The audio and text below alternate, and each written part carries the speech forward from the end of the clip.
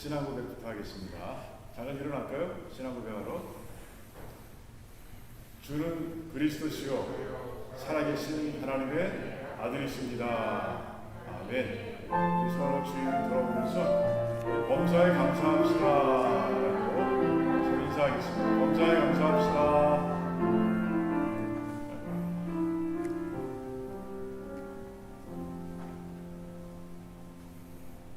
하나님 참 감사합니다. 이제 말씀을 듣는 시간입니다.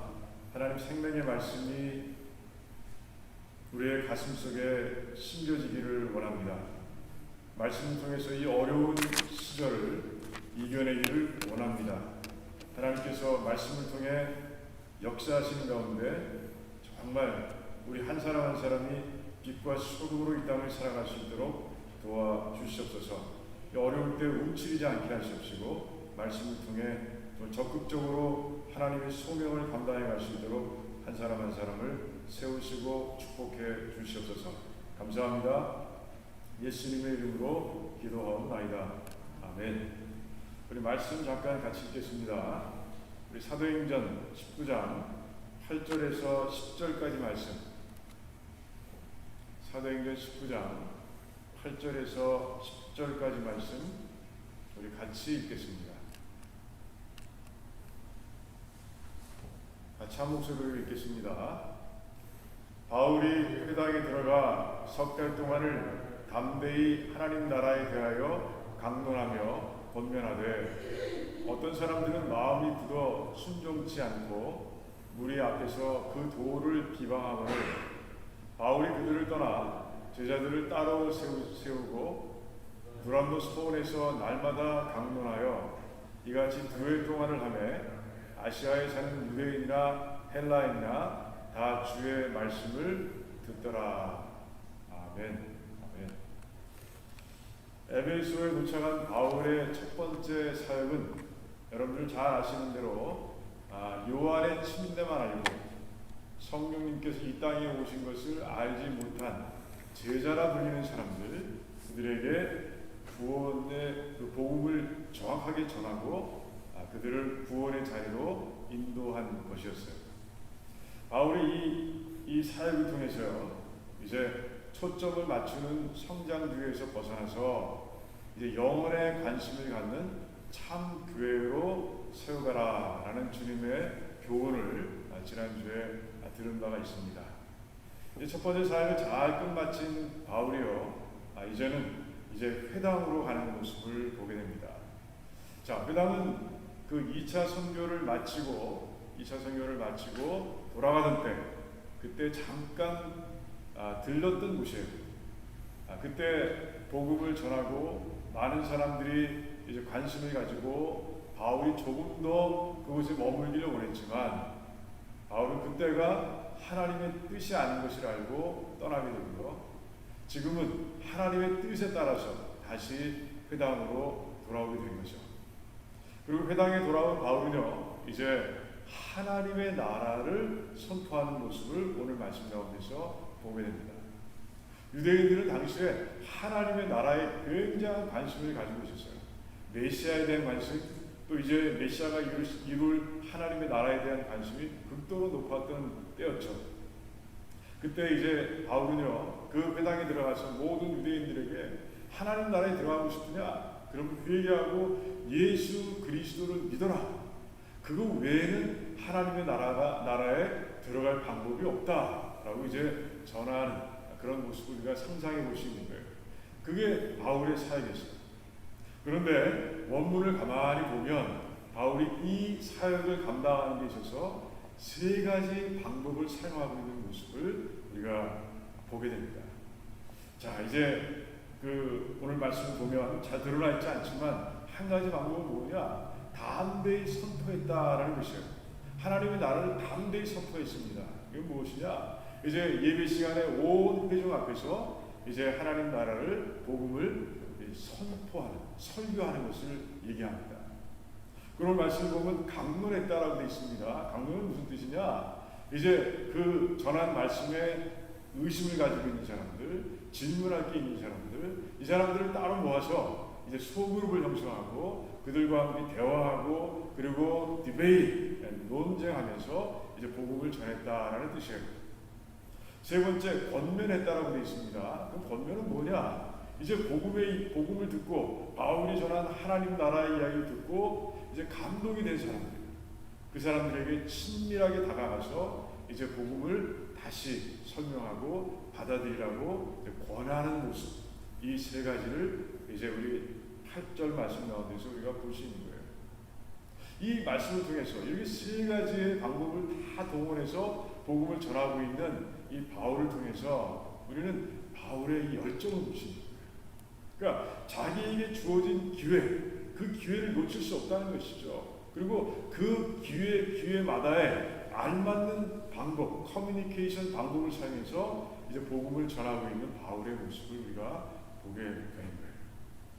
그래요. 바울의 열정입니다.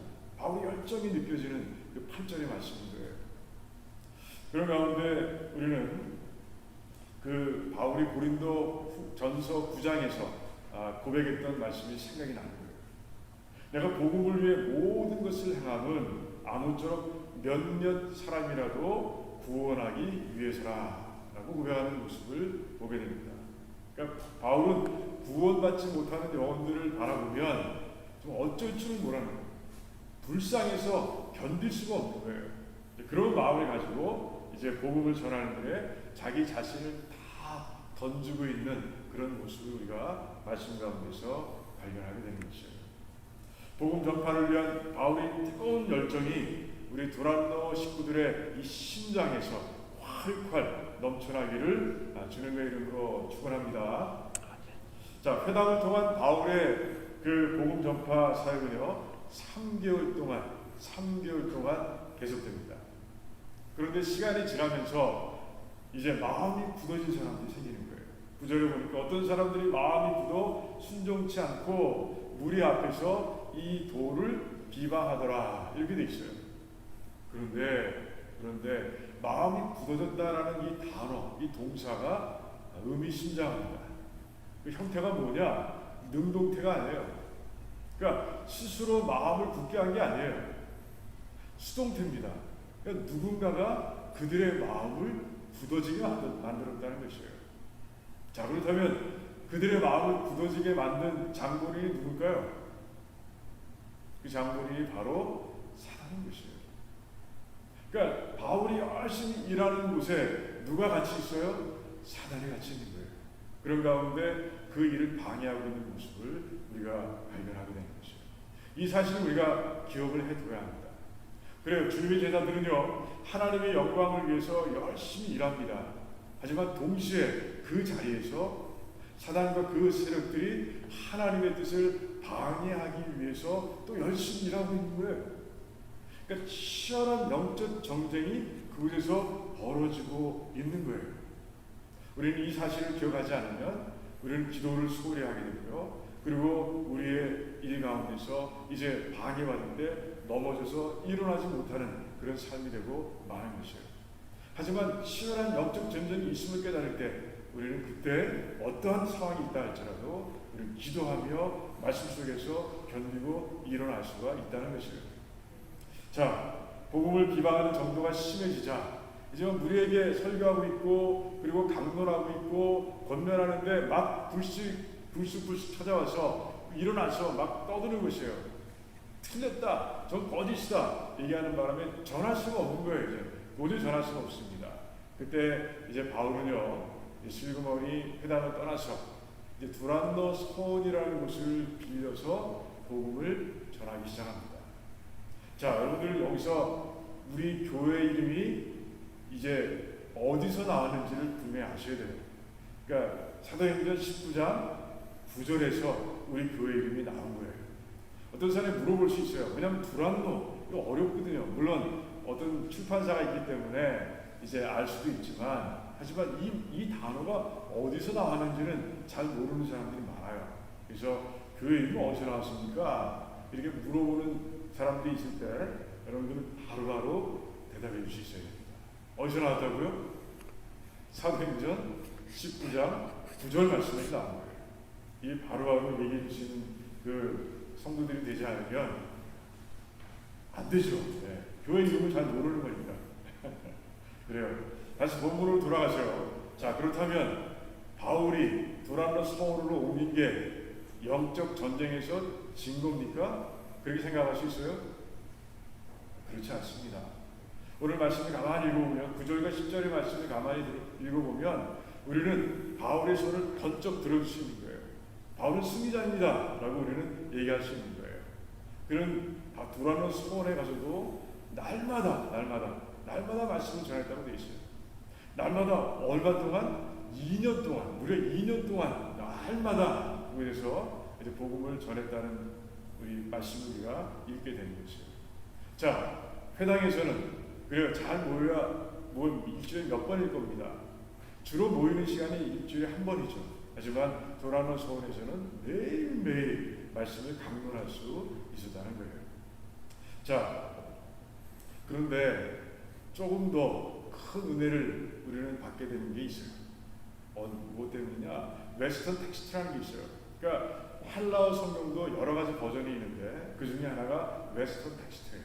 거기를 보면 오전 11시부터 오후 4시까지 바울이 매일 하나님의 말씀을 전했다. 이렇게 기록되어 있습니다. 그러니까 시간 단위로 기록되어 있는 거예요.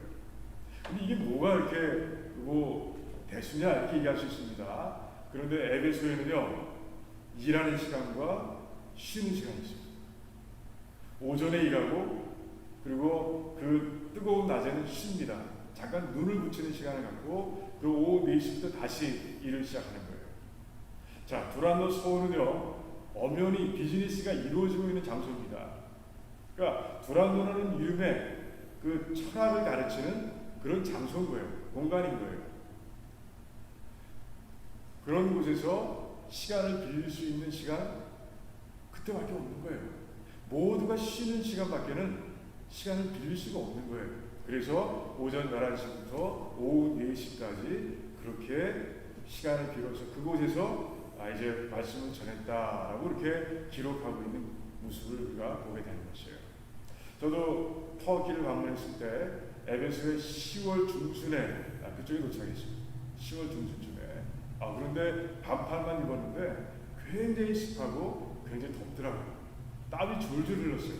그러니까 10월달이 그러니 1년 내내 더운 곳이라고 우리는 얘기할 수 있는 것이에요.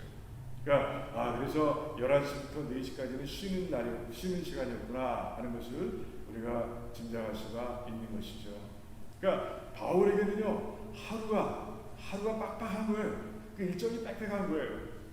자기의 생활비를 벌어야죠. 두란노 서원에 그 렌트비를 내야죠. 그러기 위해서는 일해야 됩니다.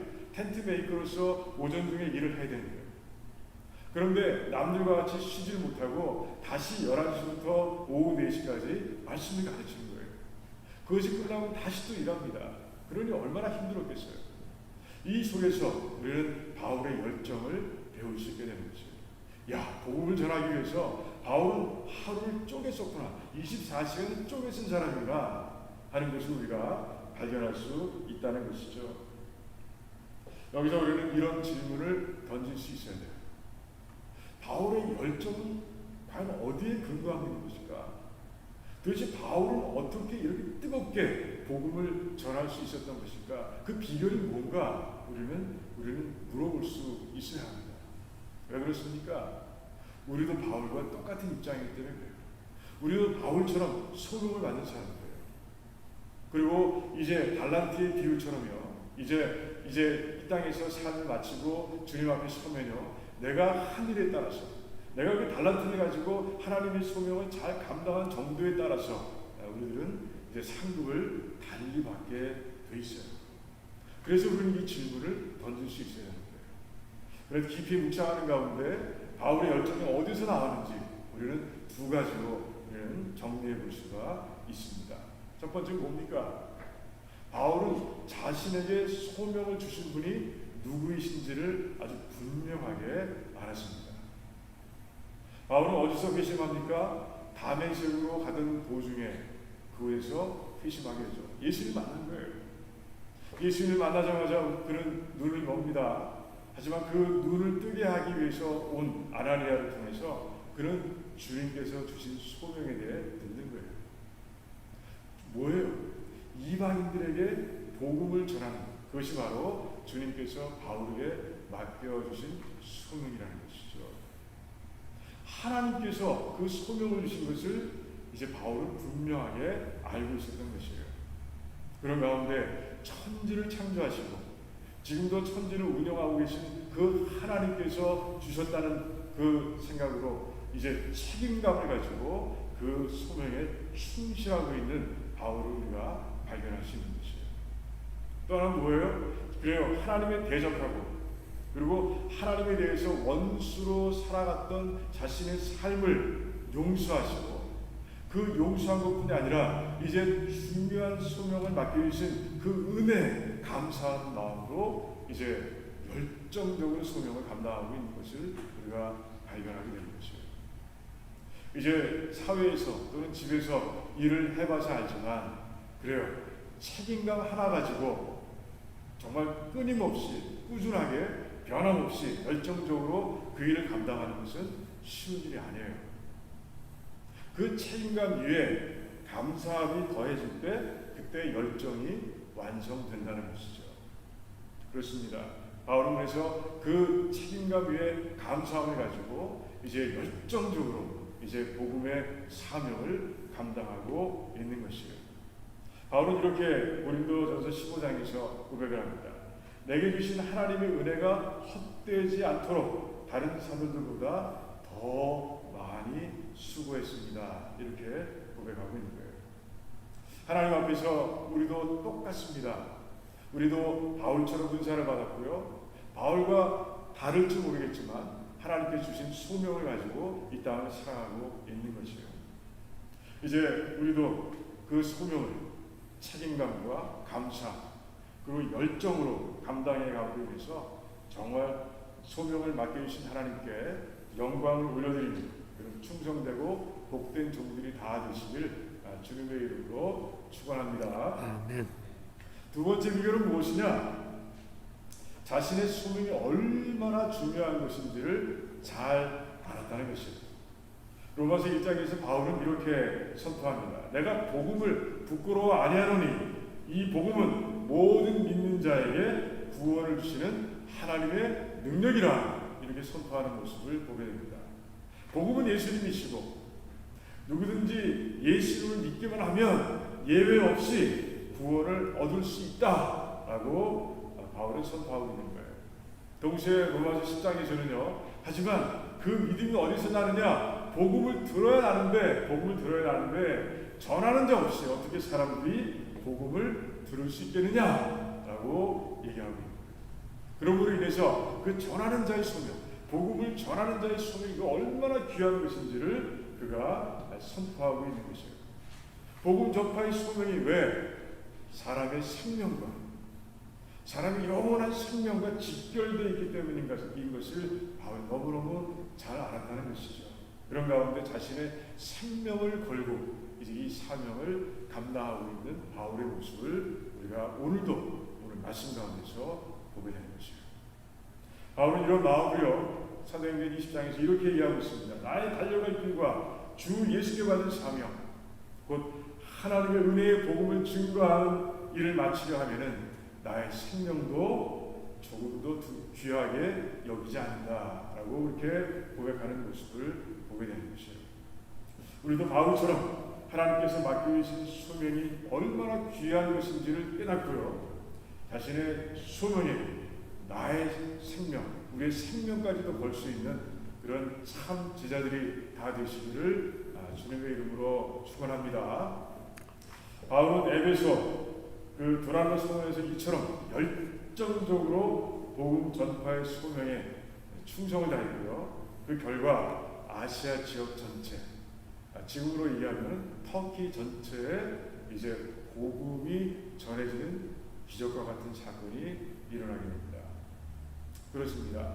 하나님께서는요 바울의 열정을 사용하셔서 그 두란노 성원에서 선포된 말씀을 통해서 이제 한 사람 한 사람을 구원의 사람으로 세우셨고요, 제자로 세우셨고요. 그 제자들을 아시아 곳곳으로 보내십니다. 그리고 그 곳곳에서 복음을 전하게 하시고 그 곳곳에 이제 교회가 세워지도록 이제 주님께서 역사하셨다는 것이죠. 여러분들 요한계시록을 보면 이제 주님께서 7교회, 아시아에 있는 7교회에 이제 편지를 쓰시는 모습이 기록되어 있어요. 그 7교회가 이제 아시아에 세워진 대표적인 교회예요. 여러분들 아시죠? 에베소, 서머나, 그리고 버가모, 두아디라, 그리고 빌라델피아, 그리고 라우디게아, 그리고 사대, 이 7개의 교회 다 그때 바울이 두란노 성원에서 복음을 전할 때 세워졌던 교회라는 것이에요. 그래요. 우리도 이 소명에 대한 열정, 이 열정을 들끓는 이 바울처럼 이제 하나님께서 정말 우리도 그 복음, 열정, 소명에 대한 열정을 가지고 소명을 감당하는 우리들을 사용하셔서 하나님의 뜻을 이루어 가시는 모습을 발견하고 체험하는 그런 모두가 되기를 주님의 이름으로 축원합니다. 자, 이제 한 가지 얘기를 하나 드리고자 합니다. 자, 순회하는 목회자를 아빠로 둔 그 줄리아 버터플라이 힐이라는 그런 청년이 있어요. 여자죠. 청년입니다. 그 21살 되던 해에 큰 교통사고를 당합니다. 아주 큰 트럭이 그녀가 몰고 있는 그 차의 뒤편을 아주 크게 받음으로 인해서 큰 상처를 입습니다. 굉장히 몸이 다쳐요. 그래서 실어증에 걸리고 그리고 다리를 못 쓰게 되고 그런 사고를 당하게 됩니다. 1년 동안 열심히 회복을 위해 치료를 받았고요. 그리고 1년 후에는 완전히 회복이 됐어요. 하지만 그 1년이 그 힐의 삶, 줄리아의 삶을 완전히 바꿔놓게 됩니다. 그러니까 자기를 고쳐달라고 기도했을 거 아닙니까? 기도하기도 하고 그리고 말씀을 읽기도 하고 그런 가운데 하나님께 매달렸어요. 그런데 그 매달리는 그 순간순간 하나님께서 굉장히 큰 깨달음을 줄리아에게 이제 선물로 주신 거예요. 그건 뭐냐? 내가 살고 있는 모든 순간순간이 얼마나 귀중한지를 깨닫게 하시는 거예요. 그리고 지금 이 사는 이 순간을 살고 있는 이 지금이 정말 그 나의 미래에 큰 영향을 미친다는 것을 하나님께서 알게 하신 거예요. 그래서 줄리아는 이제 그 병상에서 회복돼가는 과정 속에서 결단하게 됩니다. 내가 이제 삶을 잘 살 거야. 내가 정말 선한 영향력을 미칠 수 있는 삶을 살기 위해서 내가 최선을 다할 거야 라는 결단하게 됩니다. 그러면서 하나님께 이제 묻습니다. 하나님, 그러기 위해서 내가 어떤 삶을 살아야 될까요? 하고 이제 깊이 묻습니다. 그때 아빠가 한 얘기가 생각이 났어요.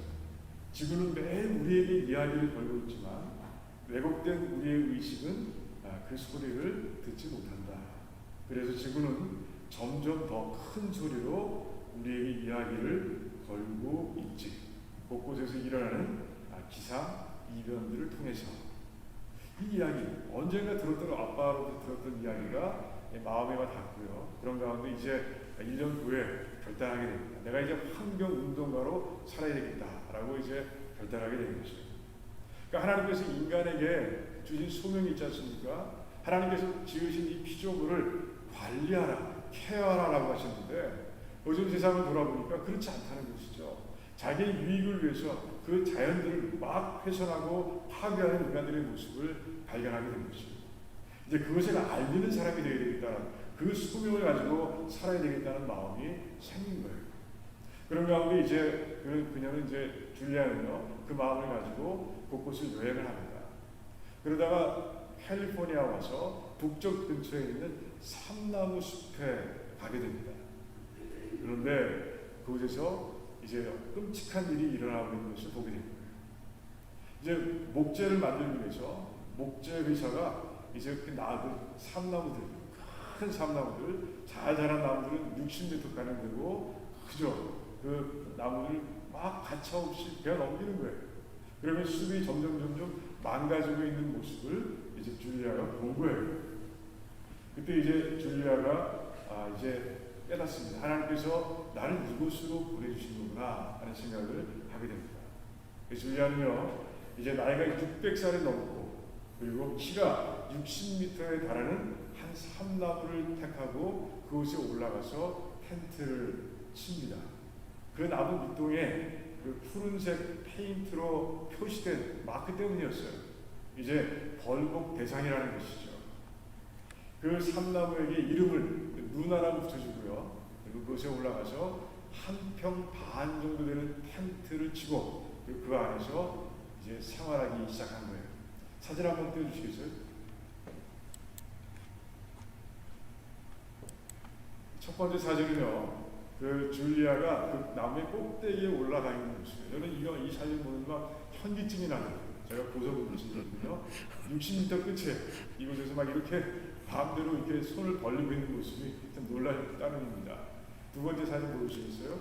예, 가장 꼭대기 근처에 저렇게 하늘색 텐트를 치고 이제 사닥다리 보이시죠? 줄 사닥다리 그곳에 올라가서 살고 있는 것이에요. 저기 한 55m 정도 되는 곳이라고 합니다. 자, 다음 사진 보겠습니다. 그래요. 이렇게 이 텐트 안에서 살고 있는 거예요. 그게 바로 그 나무에 올라간 때가 1997년 12월 10일에 8일인가? 10일이었습니다. 그래서 올라가서 이제 그 나무와 숲을 지키기 위한 투쟁을 시작한 거예요. 이곳에 올라간 그 줄리아는요, 그 언론사의 곳곳에 하루에 한 20통 이상씩 전화를 합니다. 왜? 자기 혼자 못 지키잖아요. 그래서 사람들의 관심을 불러일으키기 위해서 전화하는 거예요. 근데 처음에는 언론사들이 그래요, 잡지사들이 연락이 옵니다. 그런데 그 줄리아의 진심보다는 줄리아가 살고 있는 삶의 그 현장, 이게 그냥 궁금한 거예요. 그래서 어떻게 올라가느냐, 텐트는 어떻게 쳤느냐, 이것만 물으면 뭘 먹고 사느냐, 여기에만 관심이 있는 거예요. 그런데 2달쯤 지났을 때 드디어 이제 언론사에서 이제 관심을 가지고 이제 줄리아의 진심을 보도하기 시작합니다. 정말 그 전까지는 너무 외로웠어요. 외롭고 안타깝고 정말 인간들의 마음에 그 굳어진 그 모습, 그 현실 때문에 마음이 아팠어요. 그런데 이제 지지자들이 몰려오고 함께하고자 하는 사람들이 편지를 보내오고 이제 방송으로 자신의 소식이 나가면서 이제 줄리아가 힘을 얻게 됩니다. 하지만 그 텐트에서 지내는 동안 두려웠습니다. 두려웠어요. 뭐가 두려웠을까요? 자연을 보호하기 위해서 올라갔지만 자연이 들어오는 거예요. 자연 속에 동화되는 과정이 시간이 많이 걸린 거예요. 폭풍우가 몰려오면 정신이 없는 거예요. 그 작은 텐트가 막 흔들리고 하는데 물론 다 꽁꽁 매놓긴 했지만 너무너무 두려운 거예요. 그리고 북한이 오면 겨울이 되면 추운데 캘리포니아도 추운데 참나무 숲이기 때문에 너무너무 추워서 동상이 걸리고 너무너무 두려운 거예요. 하지만 이겨내는 것이죠. 또 한 가지 두려운 뭡니까? 목재 회사에서 두렵게 하는 거예요. 이런저런 모습을 위협하는 거예요. 내려오라고, 잘라야 된다고, 자기 사업을 해야 된다고 얘기하는 거예요. 그리고 심지어는 헬기를 동원합니다. 헬기 동원에 낮게 띄워서 그 큰 소음과 그 바람으로 인해서 막 그 텐트에 위협을 가하는 것이죠. 두려웠어요. 하지만 줄리아는 모든 이 외로움과 안타까움과 두려움을 다 이겨내는 거죠. 왜? 소명 때문에. 주님께서 맡겨주신 그 소명 하나 붙잡고 이 모든 것을 다 이겨낼 수 있었던 거예요. 드디어 2년이 지났습니다. 1999년 12월 18일 날 이제 회사는 항복하고요. 그리고 이제 그 줄리아는 그 높은 곳에서 내려올 수가 있었어요. 그 숲은 보존이 됐고요. 그리고 뭐 당연한 결과지만 정말 세상에 있는 환경 운동가들에게도 영향을 미쳤지만 이제 전 세계 그 당시에 많은 사람들에게 이 환경을 보호한다는 게 이게 중요한 일이구나 하는 것을 그가 알려주는 계기가 되었습니다. 한 15개월쯤 지났을 때 한 잡지사가 와서 한 인터뷰를 했어요. 이때 이렇게 묻습니다. 세상을 향해서 조언을 하라고 한다면 어떻게 얘기하겠습니까? 라고 묻습니다. 이때 줄리아가 이렇게 얘기합니다. 저는 어느 날 제 둥지 밖에 가지에 앉아서 서편 바다를 바라보고 있었습니다. 우리가 하는 모든 일은 바다의 물방울과 같습니다. 우리는 사회 전체 안에서 물방울 하나는 그리 중요하지 않다고 생각하기 쉽습니다. 거대한 바다의 한 방울의 물과 같은 우리는 결코 변화를 낳을 수 없다고 느끼기 때문입니다.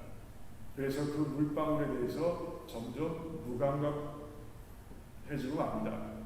그러나 사실 그 물방울들이 해변을 변화시키고 절벽을 만들며 바다를 이루는 겁니다.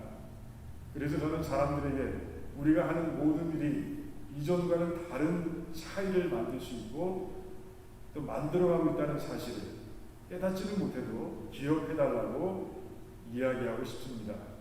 만약 당신이 이 물방울의 깨달음을 이 지구에 살고 있는 수백만 명의 사람들에게까지 증폭시킨다면 당신은 변화를 일으키는 파도를 만들고 있는 겁니다. 가장 작은 일들이 바로 가장 큰 일입니다. 이 작은 것들이 다른 작은 것들과 연결되어 갈 때 진정한 차이와 변화를 낳기 때문입니다. 이렇게 얘기했다고 합니다. 참 그 당시 23살이니까 참 어린 나이에 이미 철학자가 되어 있는 거예요. 줄리아의 말대로요, 주님께서 맡겨주신 그 소명이 크든 작든 상관없어요. 그 소명의 중요함을 알고 그리고 책임감과 감사 그리고 열정으로 그 주어진 소명을 지금 당장 그리고 끝까지 변함없이 감당해 나갈 때 하나님께서는 그 삶을 도구로 삼아서 하나님의 뜻을 이루어 가시는 거예요. 전 두란노 신부 모두가 이렇게 주어진 소명을 잘 감당함으로써 바울처럼 줄리아처럼 하나님께 쓰임받는 복된 삶 그리고 멋진 삶이 되기를 주님의 이름으로 축원합니다. 기도하겠습니다. 우리 기도하면서 말씀을 맺고자 합니다. 그래요. 한 사람의 열정적인 삶이 어떤 결과를 낳는지를 말씀 가운데서 잘 보았습니다. 바울 한 사람이었어요. 바울 한 사람이 2년 동안 복음을 전했습니다. 열정을 놓치지 않고 변함없이 그런 가운데 터키라는 넓은 지역, 아시아는 그 넓은 지역에 곳곳에 복음이 전해지고 교회가 세워지는 그 결과를 우리가 봅니다. 줄리아, 그래요. 한 청년이었어요. 그 청년이 2년 동안 그렇게 주님 주신 소명을 잘 감당했을 때 많은 사람들의 마음속에 그래, 내 주변에 있는 모든 자연물들은 나와 함께 살아가고 있는 것들이지, 참 중요한 존재들이지 라는 것을 깨닫게 됐고요. 그리고 한 목재사가 이제 그 행동 앞에서 무릎 꿇는 모습을 우리가 보았습니다. 그래요.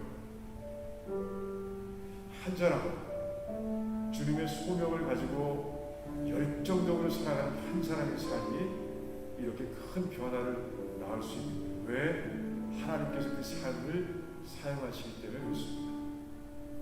우리 기도하기 전에 하나님, 저도 그런 삶이 되기를 원합니다. 먼저 하나님께서 주신 소명을 발견하기 원합니다.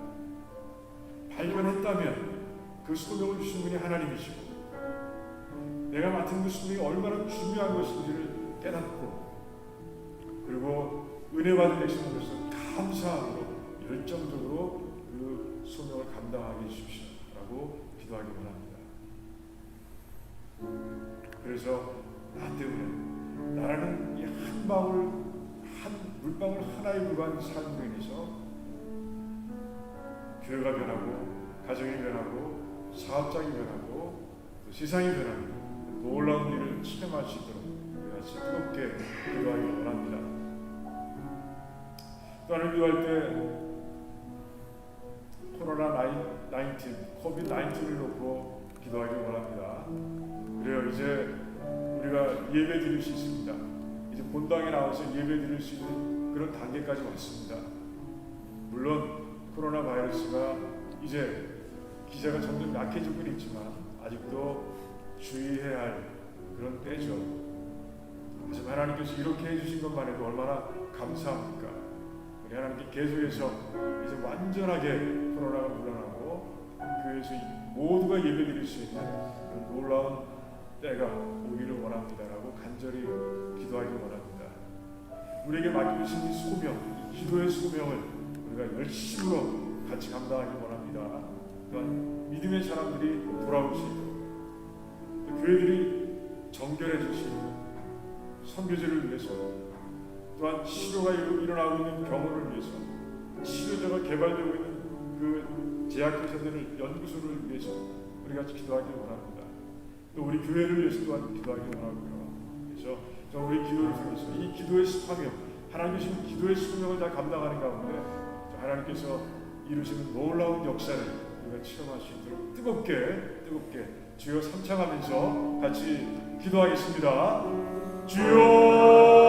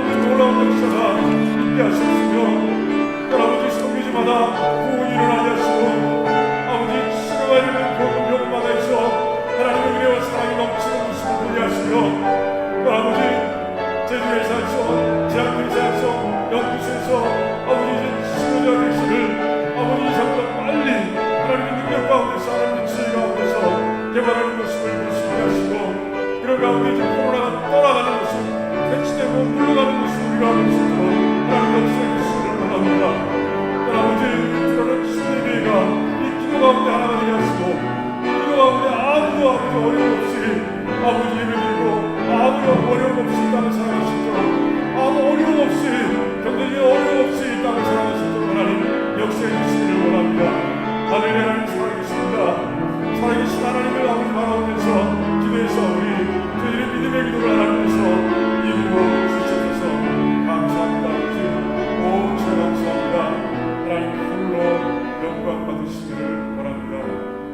감사합니다. 우리의 믿음의 기도를, 우리 합심의 기도를 하나님께서 이루실 줄을 믿습니다. 아멘. 우리 기도를 통해서 하나님의 뜻을 이루실 줄을 믿습니다. 아멘. 감사합니다. 예수님의 이름으로 기도하옵나이다.